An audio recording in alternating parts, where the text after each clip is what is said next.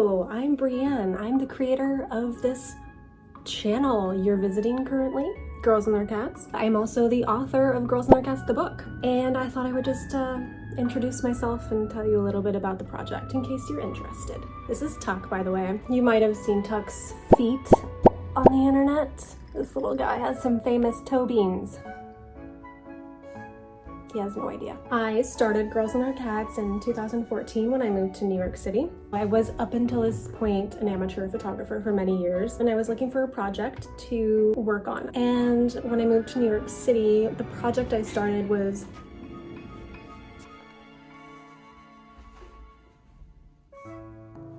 They're so rude. The project I started was a nude photo series of women at home, and guys, please. And the first woman I was photographing had a cat, and the cat popped into frame, and I started taking the pictures of the two of them together, and it ended up just being kind of an idea igniter. It gave me the idea to sort of change direction and focus on cat ladies, photographing cat ladies in New York City. This was in 2015. I put out a call on Instagram to see if anybody would be interested in becoming my subject for the project, and I got plenty of responses. I was taking film photos at the time, and I just went around and took photos, nothing else.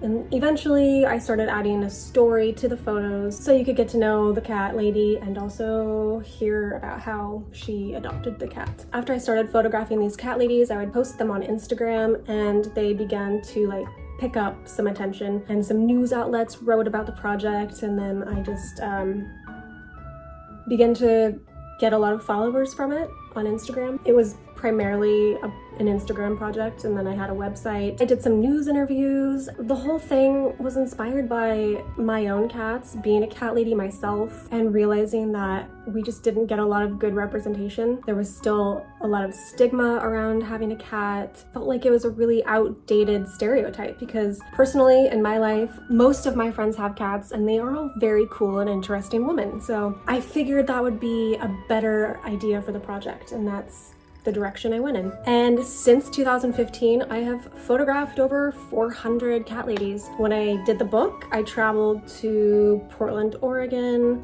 San Francisco, LA, Washington, DC, Philadelphia, and of course, New York City. And I loved it. I loved being able to travel and see the way that different cat ladies live in different cities, because it's very different than how New York City cat ladies live versus cat ladies in Los Angeles with a lot more space and a lot more sunshine. So I'm hoping I am able to do that again eventually with enough subscribers on this channel. I had done that for about 8 years.